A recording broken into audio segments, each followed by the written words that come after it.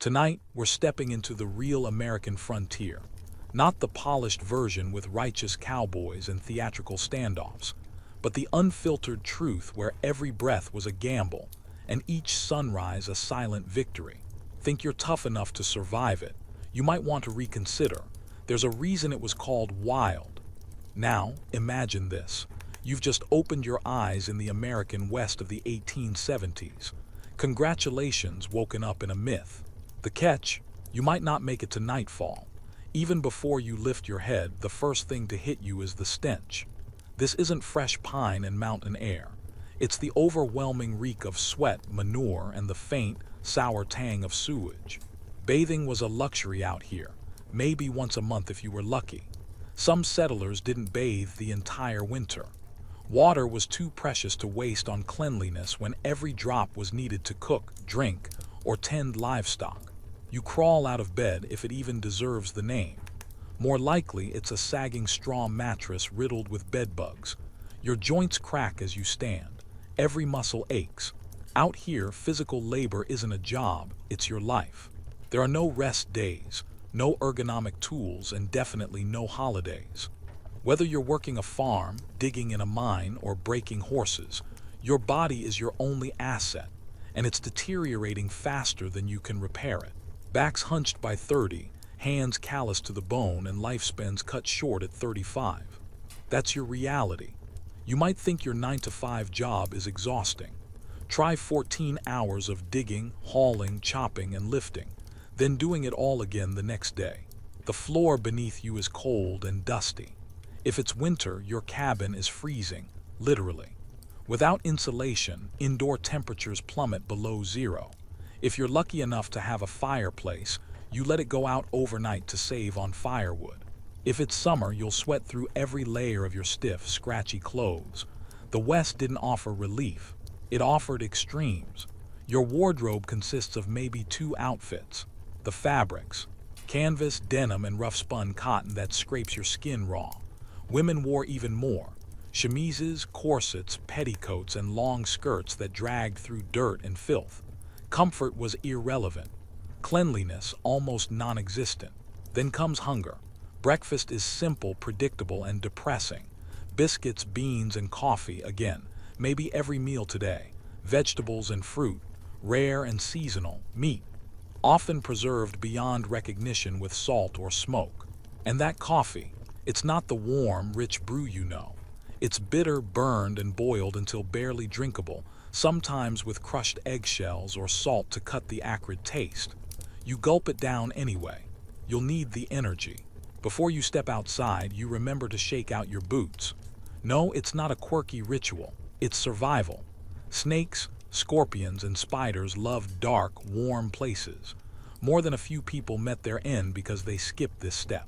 You exit the cabin and the world opens up around you, vast, raw, and completely indifferent to your existence. The land is stunning but unforgiving. Weather shifts without warning. 1 hour, clear skies. The next, a blizzard or dust storm or flood. And if you live in a town, don't expect safety. Civilization didn't mean security, it just brought new threats. Frontier towns were often cesspools of disease. No sewers, no germ theory, no understanding of hygiene. Illness spread like wildfire. Cholera, typhoid, smallpox, tuberculosis, all waiting to claim their next victim. Streets are unpaved, muddy in the rain, dusty in the dry. Horse manure piles up because that's how everyone gets around. Flies swarm the streets, feeding on the waste and spreading filth wherever they land. It's not just unpleasant, it's deadly. You pass the saloon. It's the liveliest building in town and the most dangerous.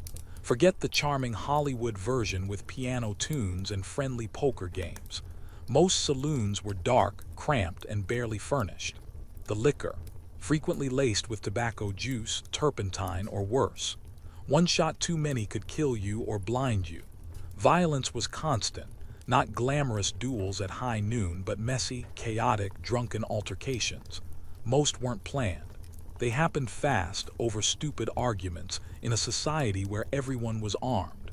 And yes, people carried weapons, but not just for show or for imagined glory.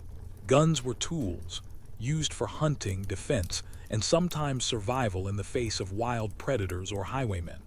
Surprisingly, some towns had strict gun control laws.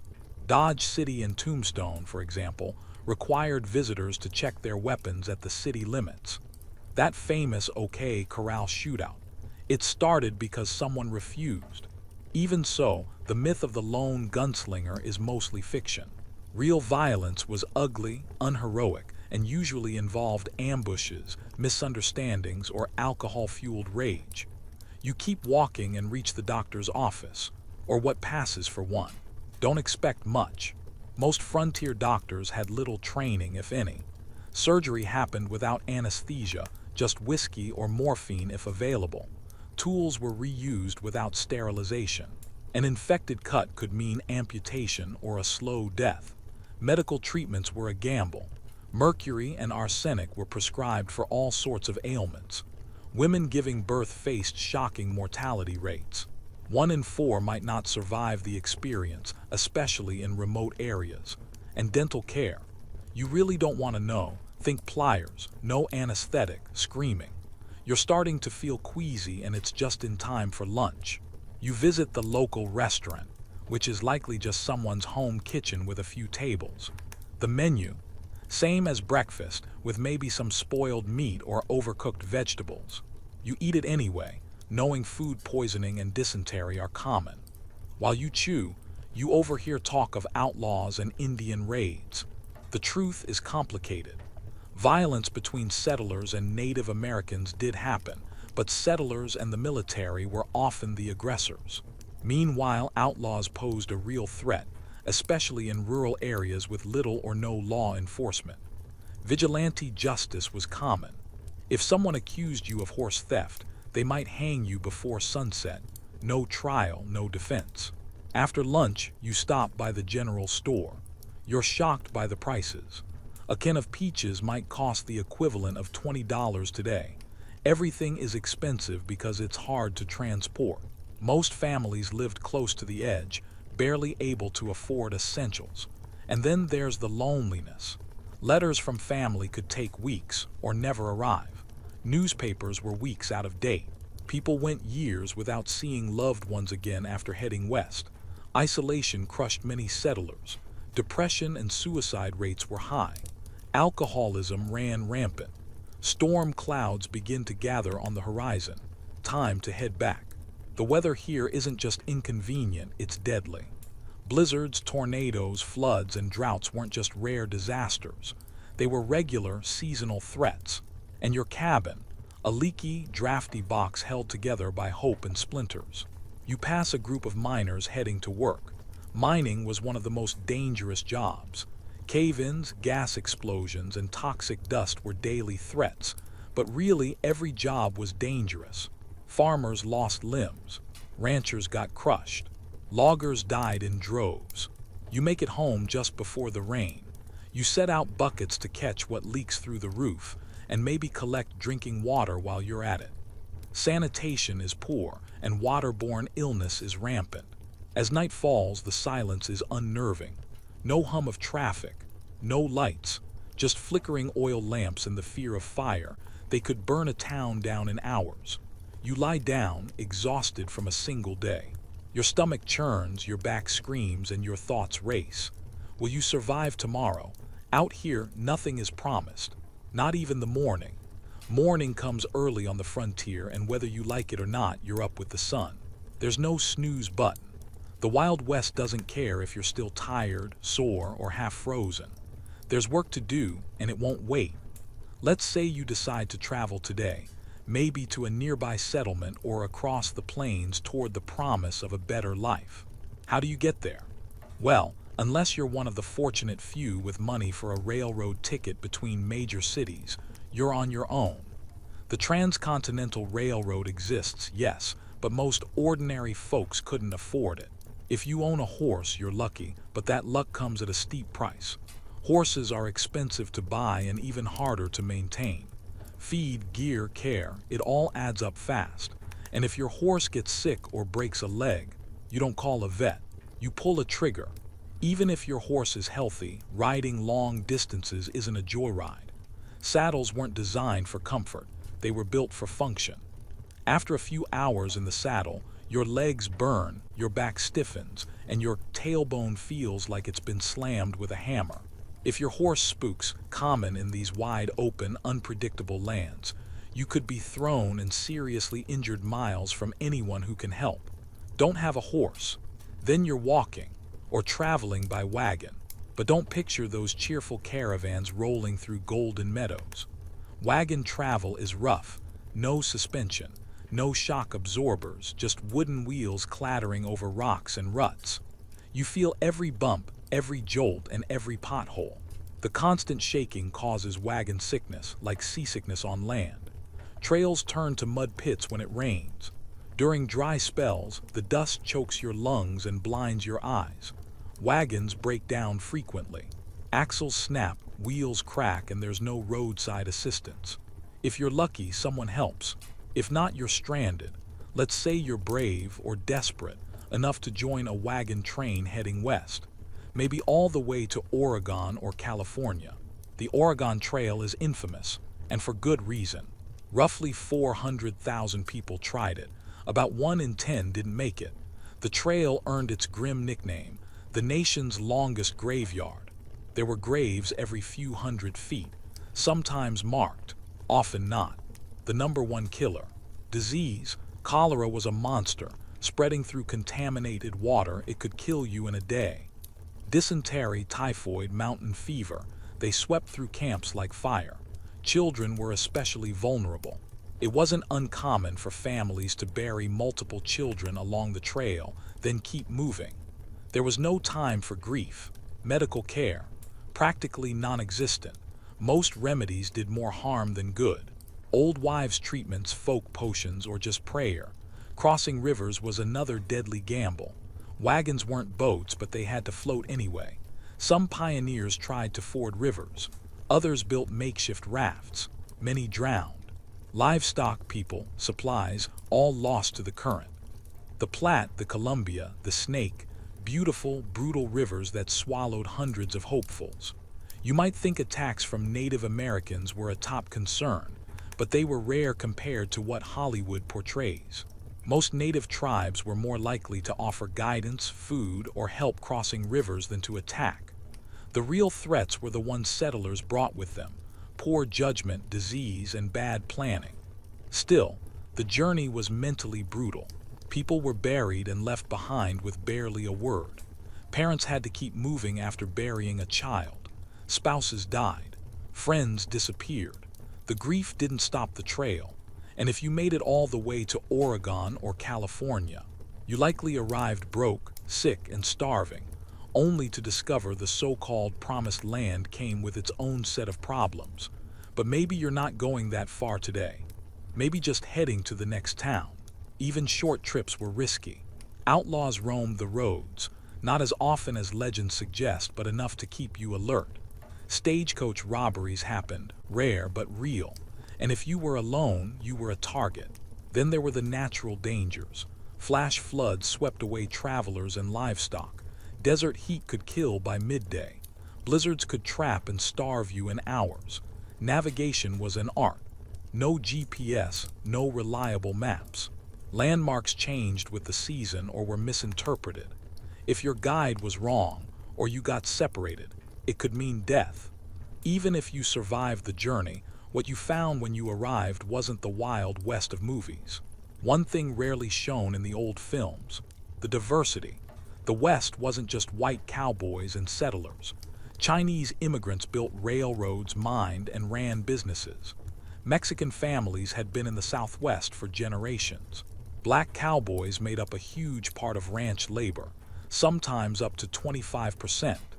European immigrants from Germany, Ireland, Italy, and Scandinavia brought their languages and cultures. And of course, Native Americans were still there, fighting, negotiating, or being displaced. It was a cultural crossroads, but diversity didn't mean equality.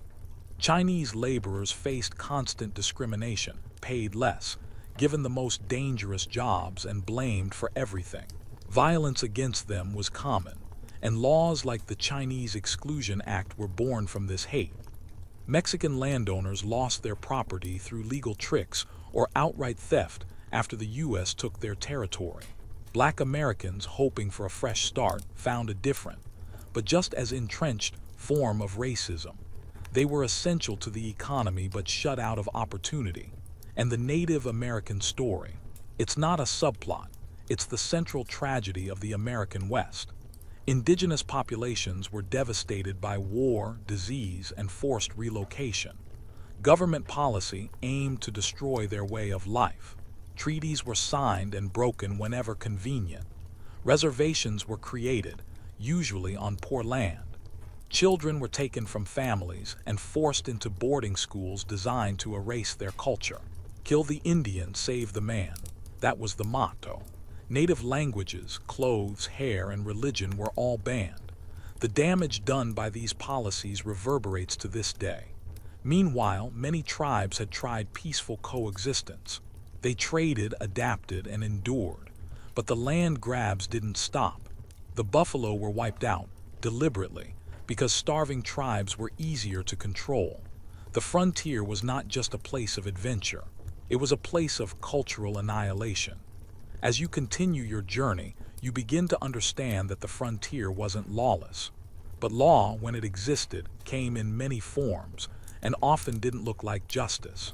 Most of the West had no regular police force. Sheriffs were few and far between, elected, often poorly paid, and covering thousands of square miles. In towns, marshals tried to maintain order, but enforcement was inconsistent.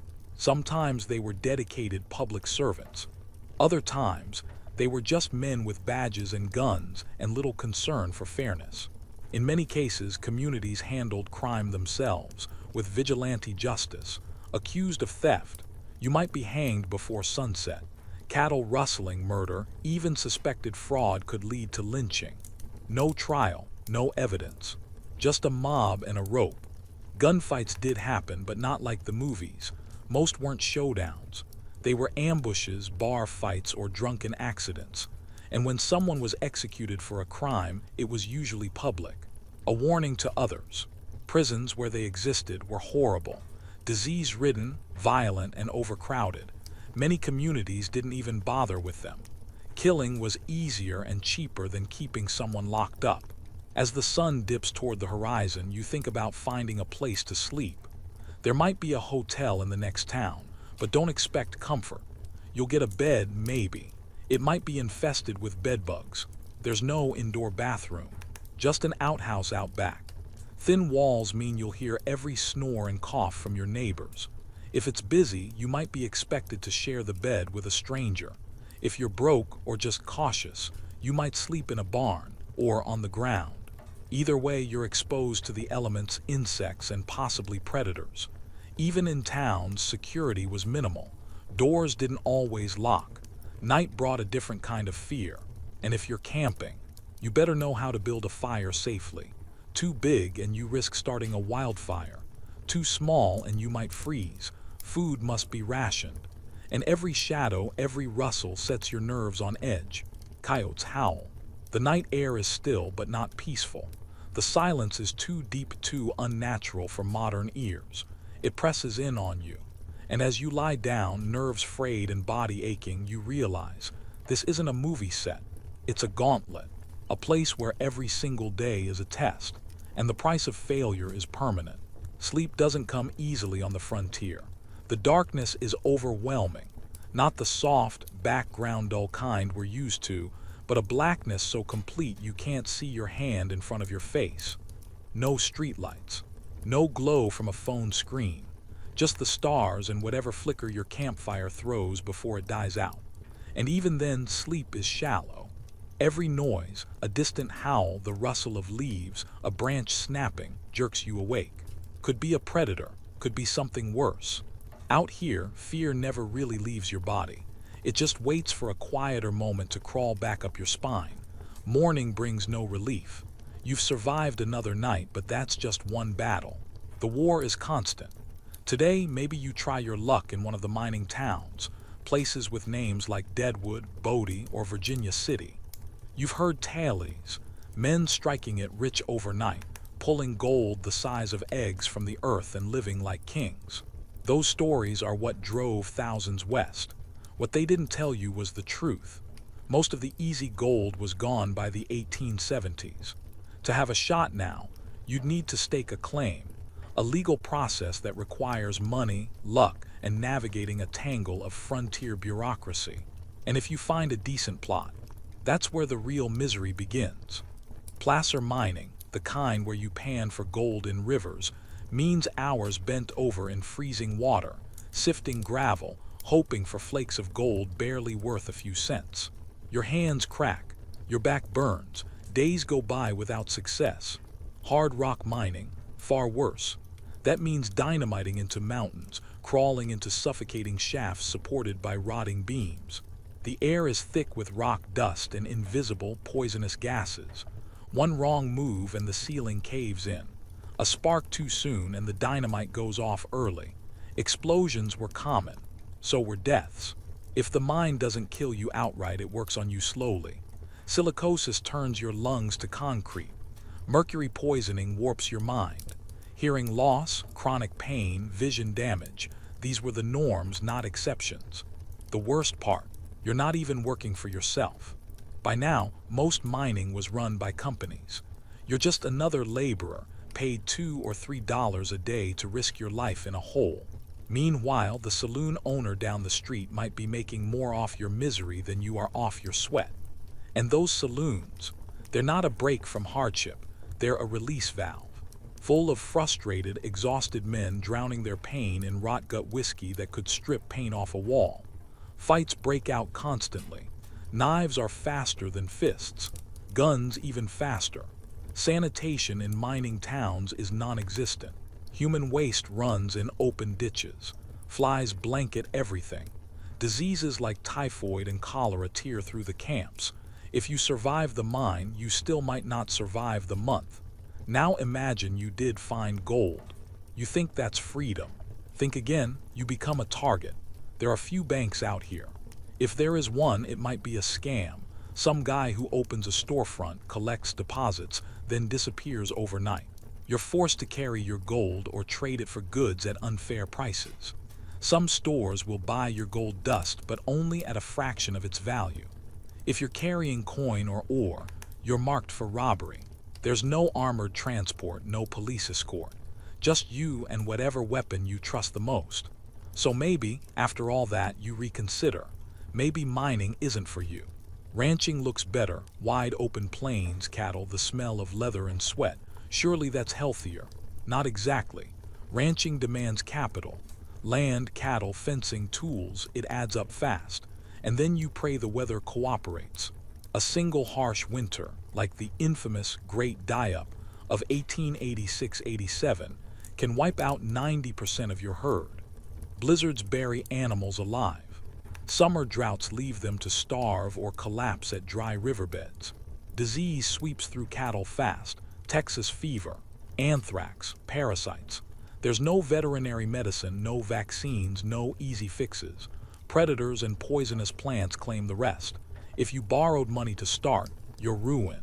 Cattle drives are their own hell. They sound romantic, young men guiding thousands of steers across beautiful landscapes, but the reality is backbreaking. Cowboys slept in their saddles. They rode through storms, snake nests, and river crossings that killed both man and beast. A stampede is every cowboy's nightmare. Thousands of panicked animals charging blindly, unstoppable. If you fall in front of it, you're a memory. Cowboys weren't rugged heroes. Most were teenagers, underpaid and overworked. Many were black or Mexican, often assigned the most dangerous tasks. They ate beans, salt pork, and stale biscuits. Medical help? None. You wrapped your own wounds or bled out. And even if you survived the drive, you probably didn't save much money. Cowboys earned about $30 a month, less than some miners, less than saloon girls. And there was always another drive coming. So maybe ranching isn't it. Maybe you look at farming, growing food. What could be more stable than that? Well, under the Homestead Act, you could get 160 acres of land for free. Sounded great on paper. But in the dry, harsh climates of the West, 160 acres wasn't enough. Eastern farming techniques didn't work out here. Rainfall was scarce. The soil was tough and uncooperative. Crops failed often. First, you had to build a home. Sod houses were common, literally made of grass and dirt. They leaked, harbored insects, and collapsed easily. Then came the planting. You worked sunup to sundown just to get a few rows into the ground. Prairie grass had roots like wire cables. It took weeks to break the soil. Your tools were primitive. Accidents happened all the time. You could lose fingers, eyes, or limbs in seconds. If you got sick or injured, nobody was coming to help. When crops finally came in, pests like locusts could eat them overnight. Droughts turned fields to dust. Early frosts froze everything solid. A good harvest might feed you for the year. A bad one, starvation. Even success didn't mean safety. Grain bins collapsed and buried farmers. Fires swept through dry fields. And all the while you were alone. Neighbors might live miles away. Weeks could go by without seeing another person. Many settlers, especially women, suffered intense loneliness, what was once called prairie madness. Some ended their own lives. Others simply vanished, walking away from their homesteads, never to return. And then, if you did everything right, if you grew enough, you had to get it to market. Transportation was expensive and dangerous. Railroads charged what they wanted. Prices for your goods were low, manipulated by distant corporations. You worked yourself raw and still barely scraped by. The idea of working for someone else, earning wages in a town, might seem appealing after all that. But factory work was no escape. Frontier factories had no safety standards. You could lose a hand, an arm, or your life to a poorly guarded machine. There were no shifts, just hours and exhaustion. 10, 12, even 16-hour days weren't rare. Children worked in these factories too, 8 years old, 9, working alongside adults for pennies. Accidents were common. Scars were guaranteed. Railroad labor might have been the worst. Chinese workers, in particular, got the most dangerous jobs, handling dynamite, hanging from cliffs, building tracks through mountain passes. Death was expected. There were no labor laws, no breaks, no compensation. Get hurt and you were done. Get fired and no one hired you again. Company towns paid workers in scrip, not cash, worthless outside the town store where prices were jacked up beyond reason. It was indentured servitude disguised as employment. And through it all, the rhythm of life was dictated not by clocks, but by survival. You worked until the job was done, whether that meant 12 hours or 18. In winter, you might rest. In harvest, you worked through exhaustion. Leisure was rare. Maybe a dance, a fiddle, a book passed hand to hand. Newspapers were months out of date, news from family even older. Holidays brought brief respite, but even then, work never fully stopped. There was always something needing repair, something threatening survival. The days blurred into each other, marked more by the arrival of storms or the loss of another neighbor than by any calendar. As night descends again, you begin to understand what this life really was. Not a grand adventure, not a tale of glory and grit, but a slow, grinding contest between human endurance and everything the world could throw at you. And somehow people endured. The sun rises again on a world that doesn't care you survived yesterday. There's no reward, no applause, just another round of cold air, sore muscles, and work that won't wait. Out here, every new day is less a blessing and more a challenge. You might wake hungry again. Hunger was a constant companion on the frontier, not the kind that fades with distraction, but the kind that gnaws at your belly and fogs your thoughts. Food was functional, not flavorful. Game animals, deer, elk, rabbit, were around, sure, but hunting took time, skill, and bullets. Bullets weren't cheap, and neither was missing work. If you didn't have meat, you had beans, salt pork, and biscuits. Day after day, season after season. Fresh fruits and vegetables were fleeting, available only in summer if you had the right soil, tools, and weather. During winter, produce disappeared entirely. Many families went months with no fresh food. Scurvy, Yes, the disease where your teeth fall out and your gums bleed was common, even though the cure was simple: vitamin C. But oranges don't grow on the plains. Women spent entire days preserving food while it was abundant: pickling, drying, salting, storing. A root cellar filled with carrots and potatoes might mean the difference between surviving winter and starvation. Even if you preserved food perfectly, rodents would find it. Rats, mice, bugs, they'd chew through storage and leave droppings behind. Most families just ate around the contamination. It was better than nothing. Cooking was an ordeal in itself. No stoves, no gas lines, just open hearths or wood-burning ovens. Every meal required firewood, water, and constant attention. On the prairie, where trees were scarce, you burned dried buffalo dung or twisted grass. Water might come from a distant well or stream, and carrying it could mean hauling hundreds of pounds a day by hand. Spices were rare, sugar a luxury, coffee treasured and rationed, meat often salted into leather, milk only available if your cow hadn't gone dry. The frontier diet wasn't designed for pleasure. It was survival fuel, nothing more. Despite the lean diets, obesity was non-existent. Everyone was lean, but not healthy. Malnutrition crept in slowly, wearing down immune systems and leaving bodies weak even when stomachs were full. And that's just the adults. Children on the frontier faced a world that was almost incomprehensibly different from modern childhood. Forget toys, cartoons, or school buses. If you were 7, you were already contributing, tending animals, gathering eggs, watching younger siblings. By 10, you might be breaking horses or chopping firewood. Childhood wasn't a time of discovery. It was labor. Every hand mattered. Boys were taught to work the land.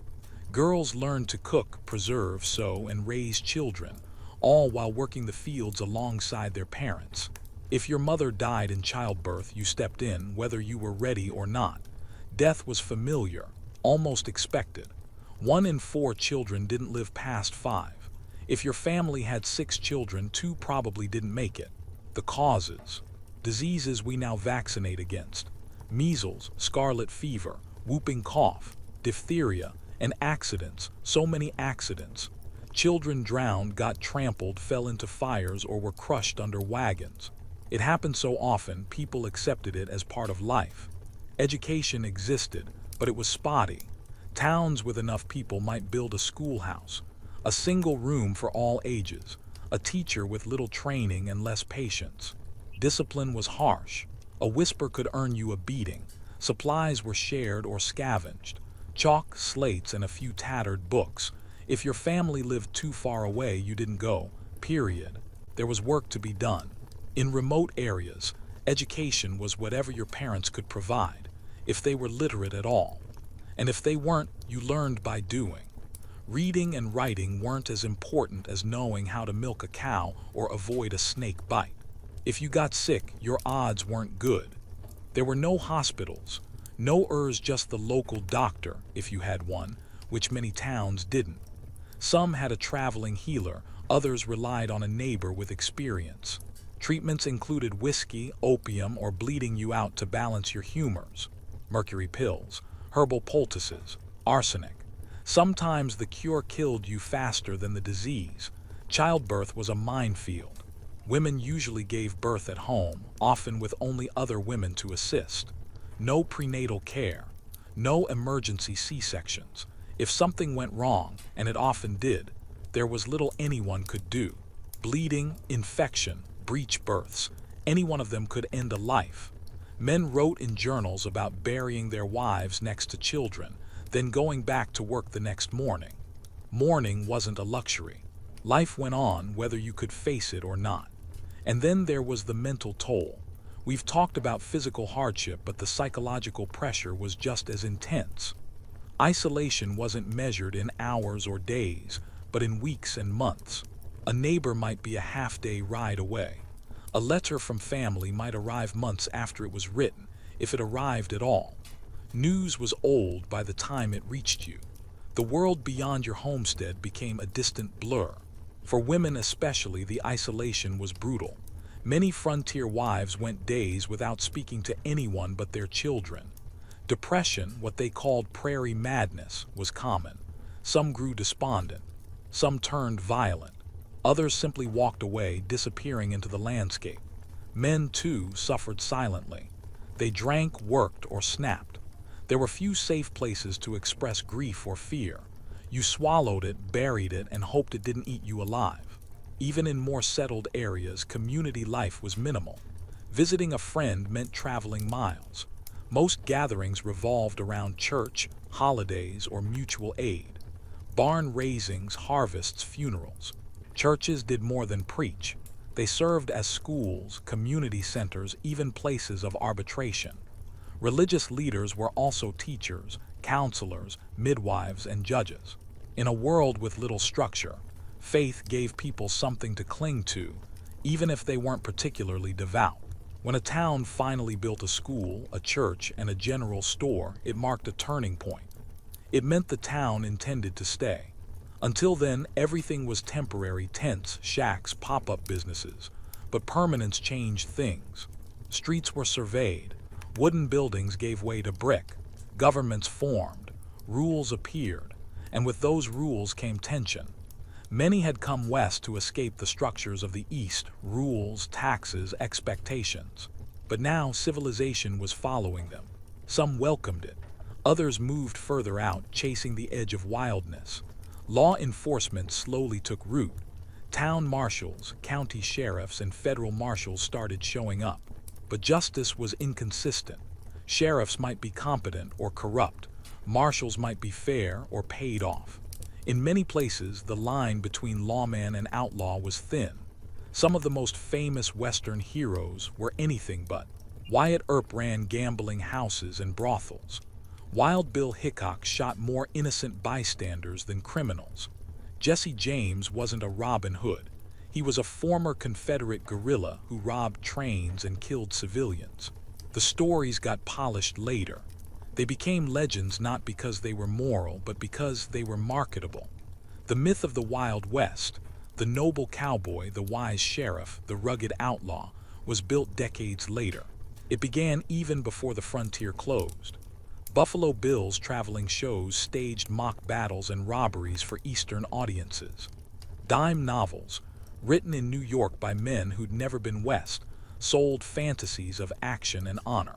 And people believed them. They needed to, because the truth was ugly. The truth was starvation, disease, racism, trauma, and unrelenting labor. It was mothers burying children. It was children orphaned by accidents. It was men drinking themselves to death in drafty shacks.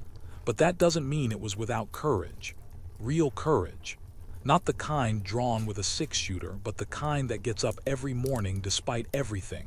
Loss, hunger, grief, and keeps going anyway. That was the frontier's real legacy. Dawn breaks once again across the vast frontier. The wind brushes the grass and dust. The sky opens wide, and for a moment, just a moment, you understand why people risked everything to come here. The beauty is undeniable. Mountain peaks glow in gold light. Plains stretch to infinity. Rivers shine like liquid silver. It's breathtaking. But that's the great deception of the frontier. The landscape doesn't care if you live or die. Its majesty is indifferent to your struggle. And in the 1870s, that indifference could kill you. Out here, nature wasn't something to admire. It was something to conquer.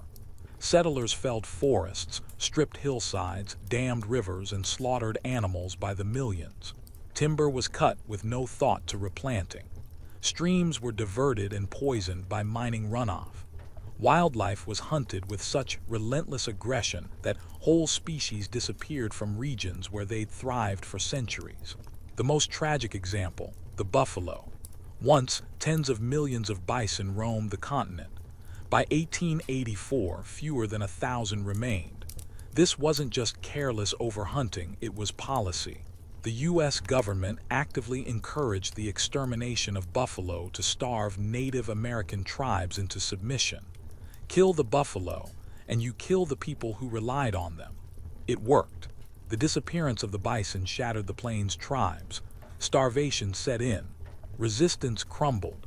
Forced relocation became the only option. What followed was cultural devastation. Tribes that had lived on these lands for generations were confined to reservations, often the worst, most barren land available.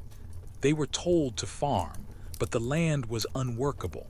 Promises of supplies were often broken, treaties ignored. And then came the children. In a policy now known as cultural genocide, Native children were taken from their families and placed in government-run boarding schools. There their hair was cut, their languages banned, their traditions erased. Kill the Indian, save the man wasn't just a slogan, it was the operating philosophy. Entire generations were stripped of their identity under the guise of civilizing them. Back on the frontier, the diversity of people was both a strength and a source of endless conflict. Chinese immigrants who built the railroads were later excluded by law, taxed unfairly, and driven out of towns by mobs.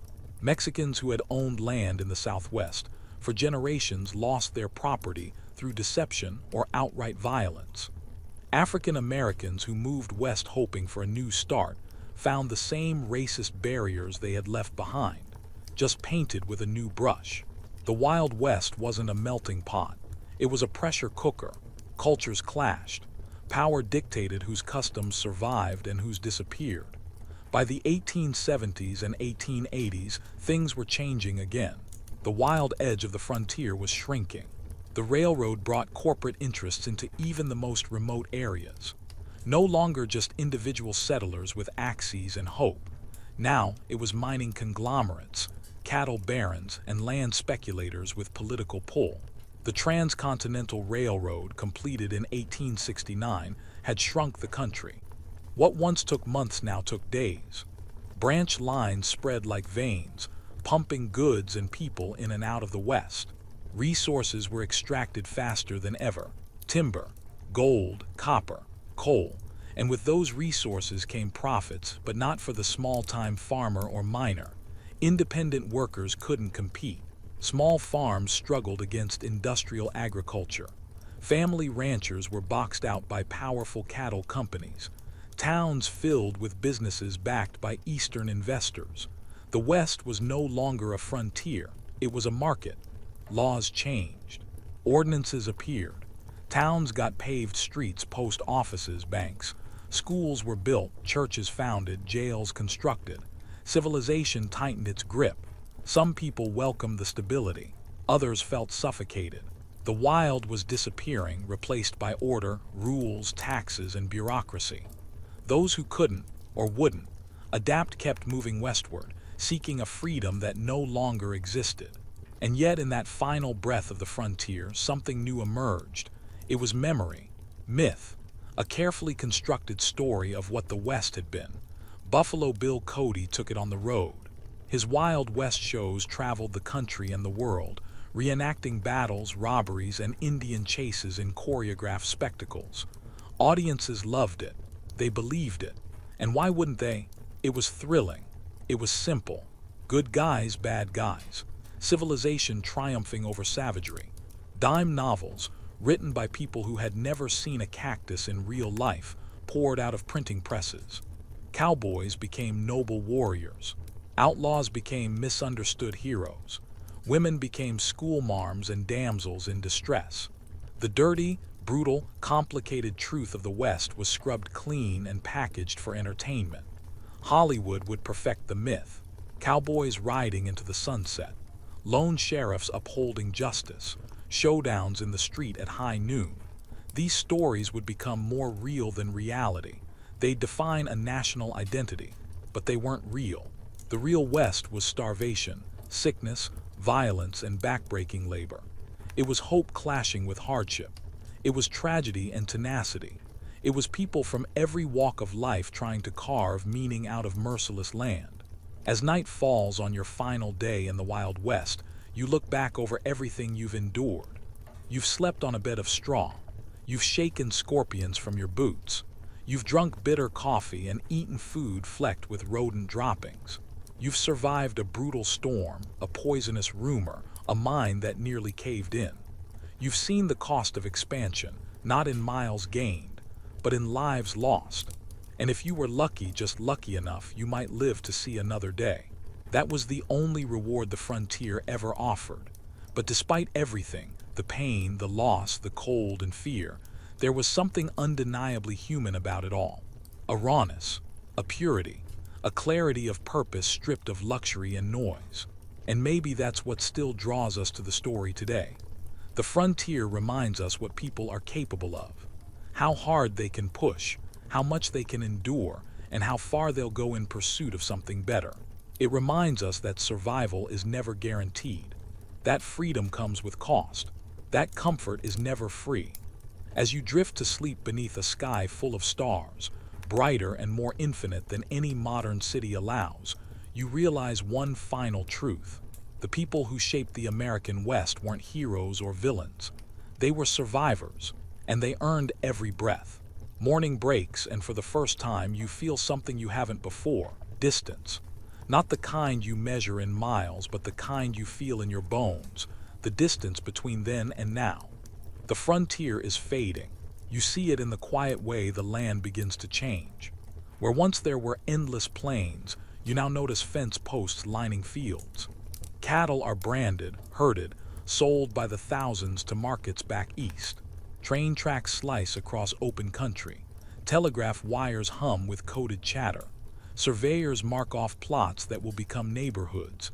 Civilization has arrived, and with it, a slow erasure of what came before. The wild no longer rules here.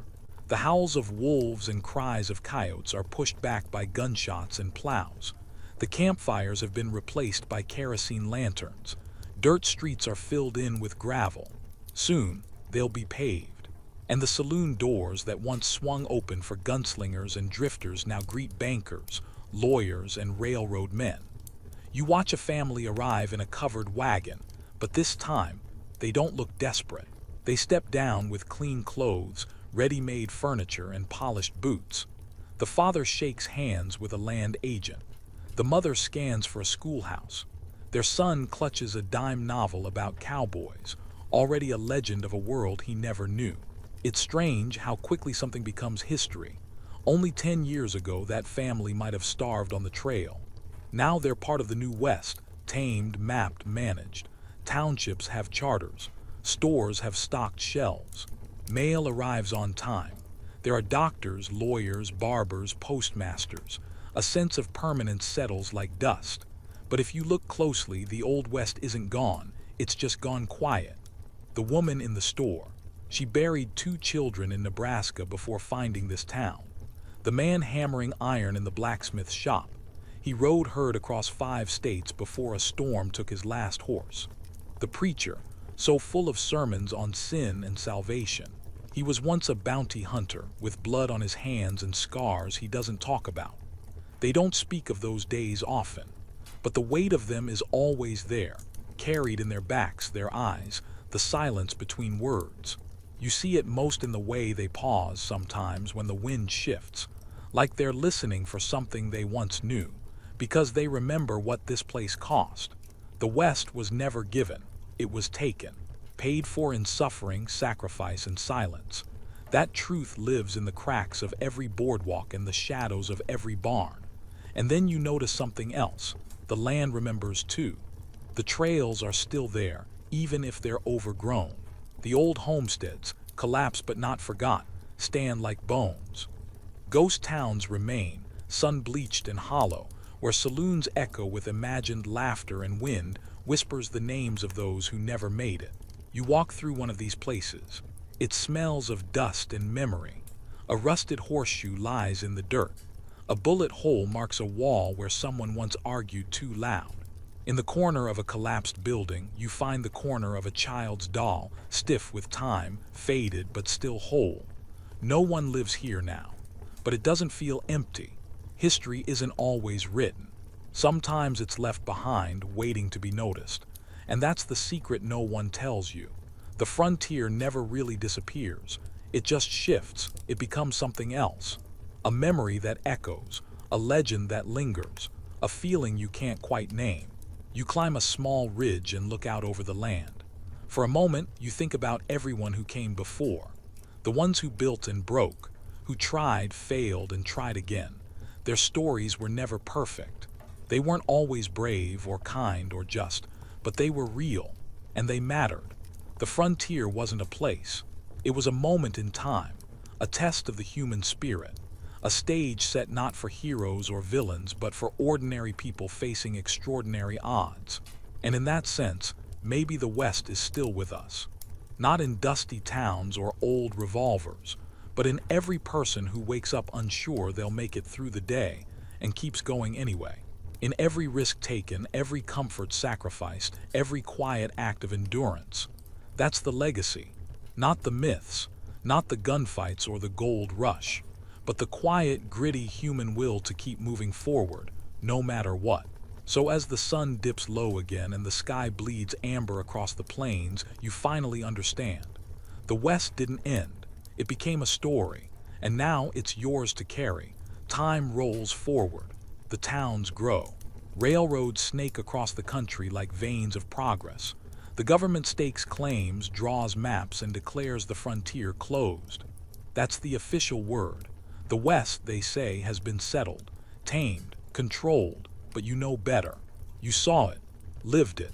You remember what it cost to carve life out of a land that did not ask for you and offered nothing for free. You remember that survival didn't come from laws or fences or flags. It came from grit. The land wasn't conquered by revolvers or railroads. It was endured. You walk through a town now paved and bustling. It's not made of canvas tents and creaky shacks anymore. There are brick buildings, lamp posts, a courthouse. You hear children laughing down a schoolhouse corridor. The general store has canned peaches for less than a day's wages.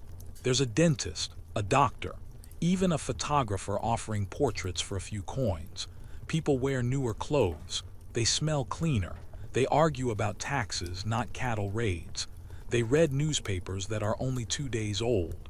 Their boots are polished, not cracked from weeks of riding. But if you listen closely, beneath the clang of the blacksmith's hammer and the chatter of the saloon, you'll catch another sound. A silence that hangs in the corners.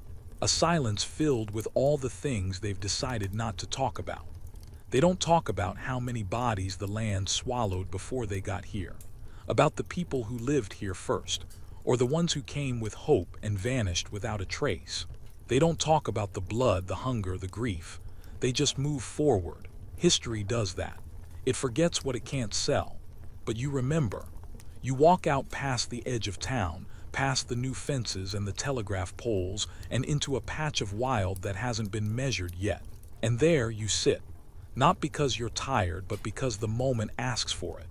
You watch the wind run its fingers through the grass like it did 100 years ago, like it will 100 years from now. And you realize something profound. The frontier never left. It lives in every risk taken without a safety net, in every person who steps into the unknown without a guarantee, in every life built not from ease, but from effort. You might live in a city now. You might have Wi-Fi, credit cards, and groceries delivered to your door. But the frontier spirit still shows up every time someone decides to do something hard and do it anyway. You see it in the single mother working 2 jobs without complaint. The immigrant building a life from nothing in a place where he doesn't speak the language. The teenager chasing a dream everyone else called foolish. The old man starting over when everyone else his age gave up. Frontier isn't a place, it's a mindset, and it's needed now more than ever, because we face new wildernesses, not of land but of understanding. Technology, identity, climate, truth itself, all shifting under our feet like the dust trails of a cattle drive. We need that same grit, that same hunger, that refusal to quit even when the odds are stacked against us. The cowboy with the broken ribs who's still saddled up. The mother who buried her children and still made supper. The prospector who found nothing for 5 years but kept digging. Their lives were not easy, but they were real. And they gave us more than folklore, they gave us an example. You stand now. The sun behind you, the wind in your coat. The grass leans but doesn't break. Neither do you. You walk back to town, boots heavy, heart full. You are not a pioneer, not in the way the history books write them. But you carry something they did, Not their guns, not their hats, but their fire. That stubborn, unshakable flame that says, I'll go on, no matter what. That's what they left behind, and it still burns. You make your way through the town again, this time not as a traveler, not as a settler, but as a witness. Things have changed, yes, but not entirely. The buildings are newer, the roads straighter, the people better dressed. But beneath the surface, it's the same old song in a new key. Ambition hums through the storefronts. Fear lingers in the quiet corners. Hard work greets the dawn like an old friend. There's a monument now in the center of town. A statue of a man on a horse, rifle resting against his leg, staring off towards some imagined horizon. Below, a plaque reads, "To the pioneers who braved the unknown and built a nation." You pause in front of it. You think about how many faces are missing from that statue. No woman holds a crying child. No Chinaman swings a pickaxe. No freedman drives cattle across open plains. No Sioux or Apache or Cheyenne watches from the ridge. Just one man, cast in bronze, alone. It's not wrong, but it's not right either, because history isn't a statue, it's a storm. Loud, sweeping, impossible to catch in a single pose. It doesn't fit in neat stories, it spills, it scatters.